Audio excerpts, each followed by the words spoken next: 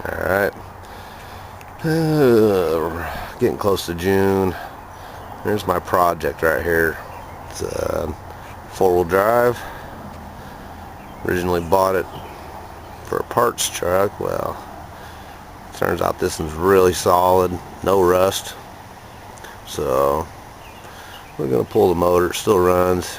Got metal shavings in there. I'm gonna open it up and see what it looks like. So we'll break it down as I do the rebuild on this one. Alright, it's all tough. Alright, it's been a couple hours here. Basically, just getting her stripped down. I still gotta get the lines off from the oil filter here. They get underneath still. Gotta do the bottom work, get all the bolts out of the bell housing and everything still. Everything up top's unhooked and all the wires are tucked back. So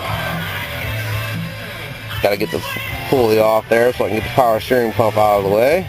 So another little job of work to be done, but other than that, we'll keep you updated on how it goes here. And I do have a grill for it and bumper and off the other vehicle, so alright, it's all tough, and we'll update as we keep moving along here. Hopefully I'll have this thing done here in the next month. Alright. Alright, so this is the second day of work here. Not consecutive days, I take my time, but so alright, next step here in the process, we had to go get a power steering pulley remover so we could get the power steering pump off, which I swung off to the side there. Stick all the bolts and everything back in the holes after I remove all the accessories and the hardware. And I'll strap that up here so it doesn't go anywhere on me, but so yeah, you gotta have the pulley if you want to get this piece off. So alright, I'm going to proceed to remove all the hardware over here on this side, get their conditioning compressor and all that out of the way. And so, alright, I'll get with you after the next step.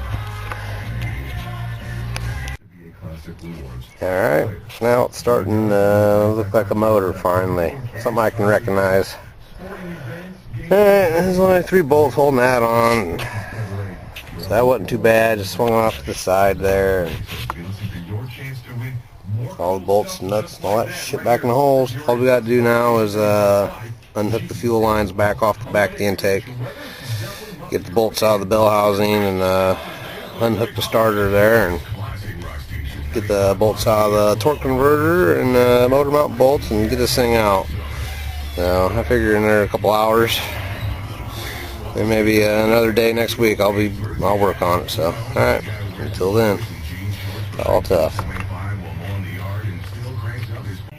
Alright, today is June 12th, and we're going to see if maybe I can get this thing on the cherry picker today. I got a lot of work to do. Let's see what happens.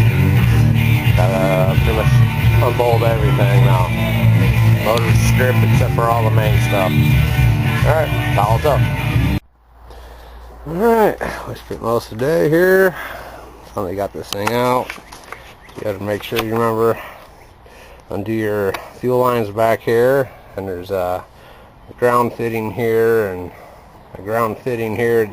You don't see them, so you gotta remember to get those unattached too.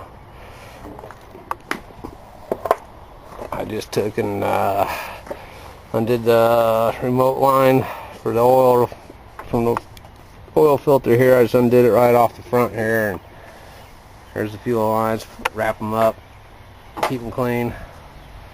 So alright, you can see I left the exhaust on there and didn't come out of there too bad. Left the radiator in, had plenty of room to swing it out of there. So the less stuff I have to take out, the less stuff I have to hook back up. So alright, we know this motor still runs. You got a couple spun bearings in there. I'm thinking the oil didn't get changed. So I don't know, we'll break it open and we'll pick up where I left off when we start doing the rebuild on this motor. So alright, stay tuned for the next segment. and rebuild and reinstalling.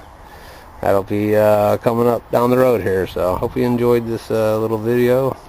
Feel free to ask any questions. It's the first time I've pulled a V6 motor on a Blazer to try redoing it.